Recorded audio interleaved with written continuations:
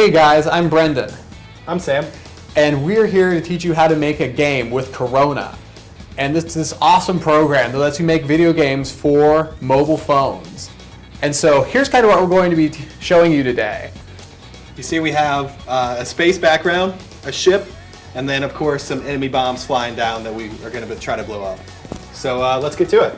So once you install Corona, you're going to basically create a new folder on your desktop or wherever that's going to contain both your code and your image assets. So you see right here, we've already got all of our images that we're going to use for the game, as well as 2 code files. The first one I'm going to talk about is this config.lua, which is right here. And this is basically just a settings file that defines the dimensions that the code is going to work within, not necessarily the dimensions of the phone. And then we also have main.lua. And so main is kind of the mother load for your code. That is where it's at. That is where everything is stored.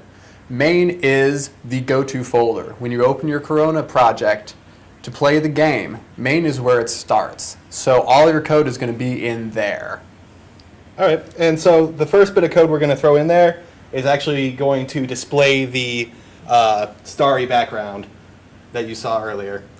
And we're going to do that by first creating a local variable called background. And so a variable is like a box. It's where you store stuff. It can be a number, it can be a word, it can be pretty much anything. But the important part is that you have space and you store it there, and it has a name. And so what we're going to store into background is a display object called an image rectangle. And we do that by calling display.new image rect. And this is a function, and it takes a few arguments. The first one is the source of the image file. And so in our case, that's going to be stars.png. And keep in mind that all of the images that you're going to be working with in Corona are going to be PNG. And that works out well because it supports transparency and scales well. And so for those of you that don't know, a function is pretty much like a way of telling your program to do something specific. Like we can run, and so if Sam here could have a run function, when you tell him to run, that's what he does. And the arguments are the things that you need to do that action that you're telling it to do. Like for Sam to run, he has to have feet. He has to have legs. He doesn't have legs, he can't really run. So with our Corona function, you have to pass the arguments to the function, then it can do what you need it to do. All right. And the other 2 arguments this one needs are its width and height. And so in this case, we're going to use the width and height that we defined in the config file, and that will make the stars fill our entire screen. So that's going to be 320 by 480. Now, if we just run this right now, what you're going to see is the stars up in the corner not really looking right. And the reason for that is the reference point for the image is dead in the center, and it gets centered up on the top corner. So we want to fix that with a function called background set reference point.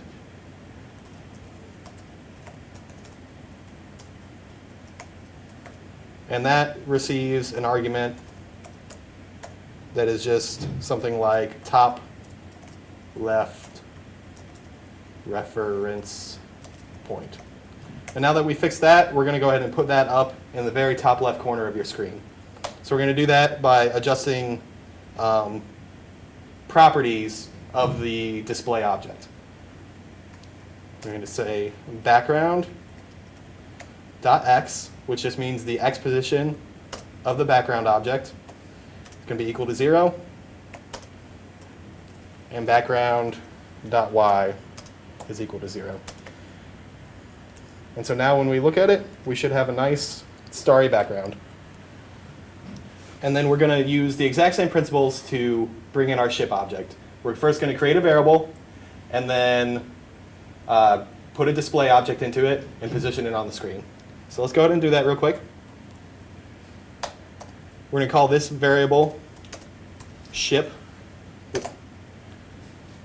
And just like the background, display new image rectangle.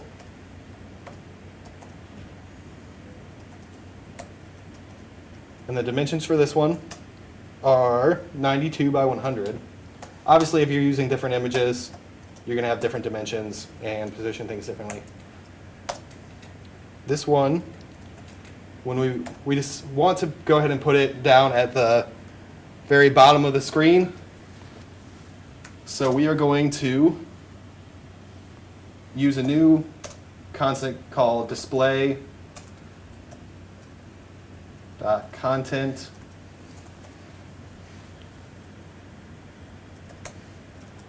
width.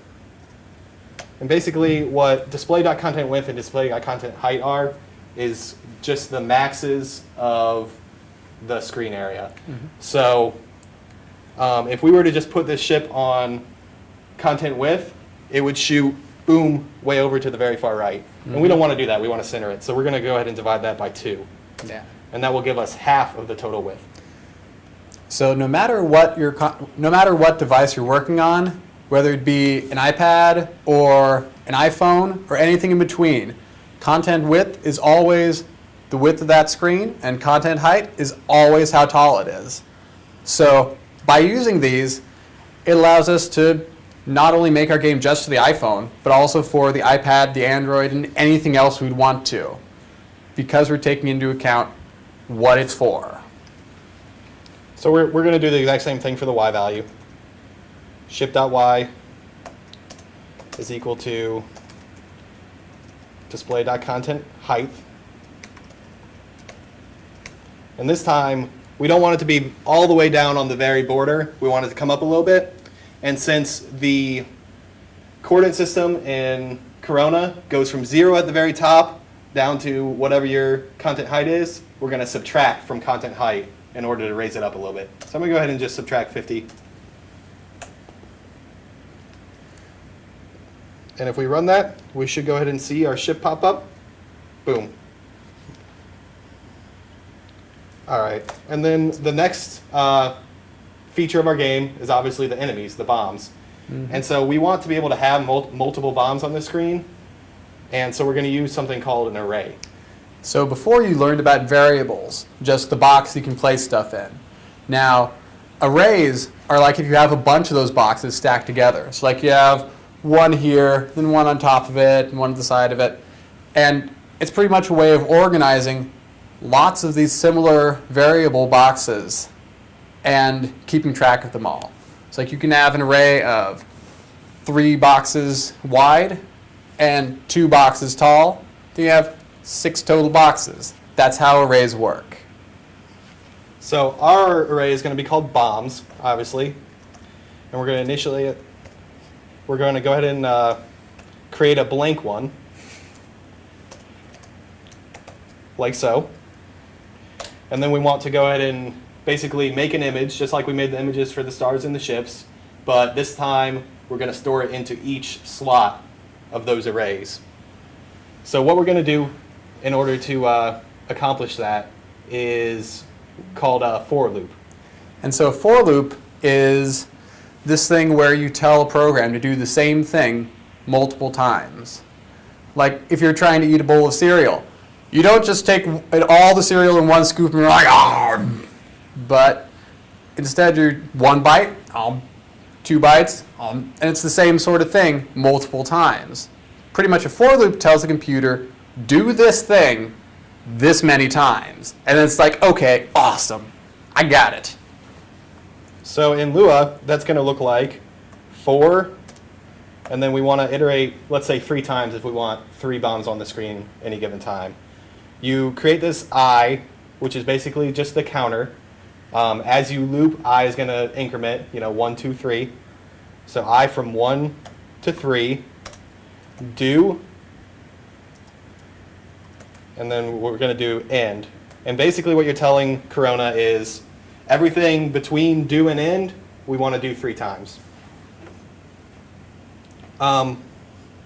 So what do we want to do? We want to create the image. So we're going to go ahead and call, just like we did before, display new image rect. But this time, we're going to put it into the array slot. So the way you do that is by calling bombs. If you recall, that's our array. And then these square brackets with the I in there. And so each time we go through the loop, you're going to be pointing at a different slot in the array because the I will be changing.